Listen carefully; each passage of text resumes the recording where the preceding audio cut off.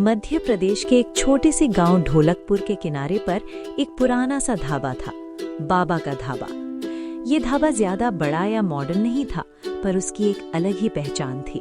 कच्ची सड़क के पास बना हुआ 3 लकड़ी के बेंच, एक मिट्टी का चूल्हा और ऊपर से टिन की छत। ढाबे के मालिक थे हमारे राजू बाबा। ये बिल्कुल साधारण थे। इनकी सफेद दाढ़ी थी, धीरे धीरे बोलते थे और हमेशा सफेद रंग की ही पोशाक पहनते थे। इनकी हाथ की बनी दाल और रोटी का स्वाद पूरे गांव में मशहूर था।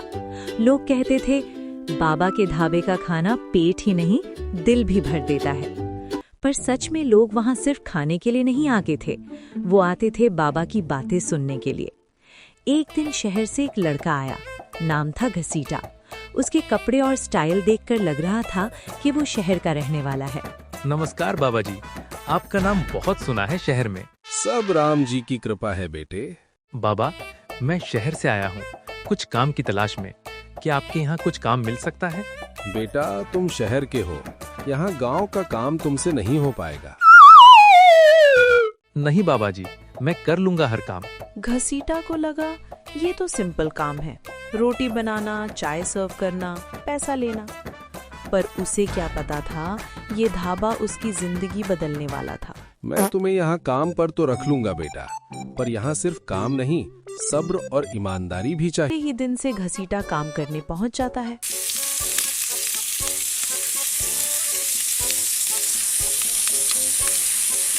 पहले ही दिन वो काम करते करते थक गया। बाबा, इतना मुश्किल काम? शहर में तो ये सब बहुत आसान होता है। बाबा मुस्कुराए और बोले, घसीटा बेटा, शहर में काम आसान लगता है क्योंकि तुम उसकी असली मेहनत नहीं देखते। यहाँ हर रोटी के पीछे किसी का पसीना होता है। घसीटा चुप हो गया। उसने पहली बार ये महसूस किया कि हर छोटी छोटी चीज के पीछे बहुत मेहनत होती है। एक दिन ट्रक ड्राइवर ढाबे में आया। अरे यार पेलू, बहुत भूख लग रही है यार। हाँ सेठ जी, भूख तो लग रही है।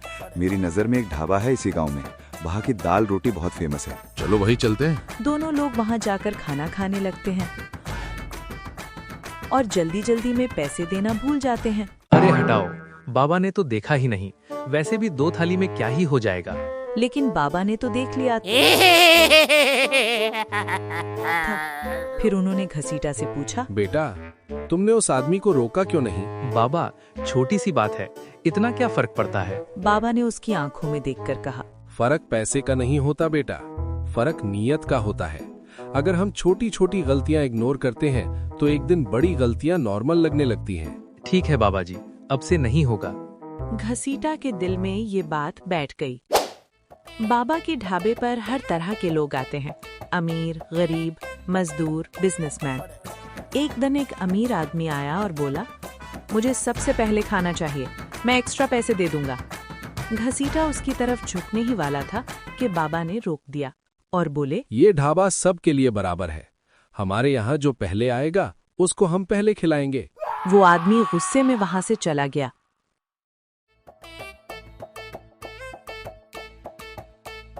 घसीटा ने पूछा, बाबा, आपने इतना अच्छा ऑफर क्यों ठुकरा दिया? ऐसा मौका बार बार नहीं आता।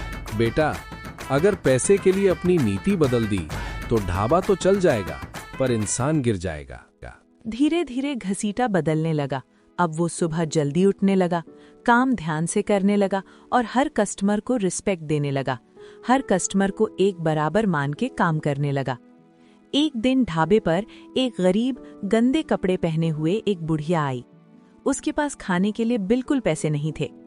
घसीटा ने बाबा से बिना पूछे उस बुढ़िया को खाना दे दिया। लीजिए माँ जी, आप बहुत भूखी लग रही हो, आप इसे खा लेना। भगवान तेरा भला करे बेटे, तेरा ढाबा और अच्छा चलने लगे।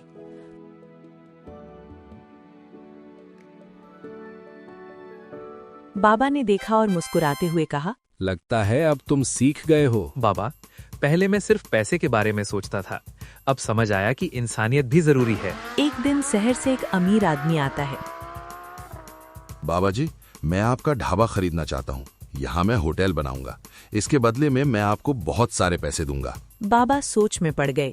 मुझे सोचने का समय चाहिए बेटा। बाबा घसीटा से बात करते हैं। घसीटा, बेटा तुम बताओ क्या करना चाहिए? घसीटा ने सोचा और फिर बोला, बाबा, पैसे तो मिल जाएंगे, पर क्या ये ढाबा वैसे ही रहेगा? क्या यहाँ लोग वैसे ही आ पाएंगे? बाबा मुस्कुराते मुस्कुराते बोले। बिल्कुल सही बोला बेटा तुमने। अगले ही दिन बाबा ने उस आदमी से ढाबा बेचने से मना कर दिया। समय बीतता गया। घसीटा को रोज नई नई चीजें सीखने को मिलती गईं। ढाबा और भी ज्यादा फेमस होता गया। लोग सिर्फ खाने के लिए नहीं बल्कि बाबा की वैल्यूज सीखने के लिए आने लगे। घसीटा अब पूरी तरह बदल चुका था।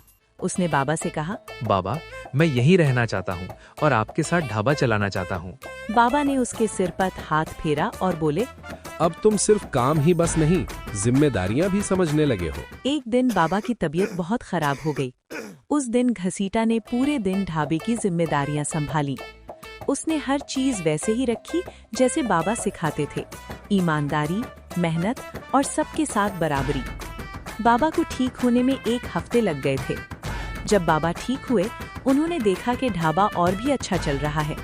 उन्होंने घसीटा से कहा, अब ये ढाबा तुम्हारा है। घसीटा की आंखों में आंसू आ गए और कहा, बाबा, मैं आपके जैसा कभी नहीं बन पाऊंगा। तुम पहले ही मेरे जैसे बन चुके हो घसीटा बेटा।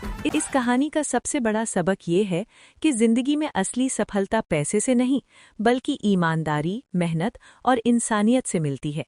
और कभी-कभी एक छोटा सा गांव का ढाबा भी हमें वो सिखा देता है जो बड़े बड़े शहर नहीं सिखा पाते। अगर आपको ये कहानी पसंद आई हो तो याद रखिए, हर रोटी के पीछे किसी की मेहनत होती है और हर इंसान के अंदर एक कहानी।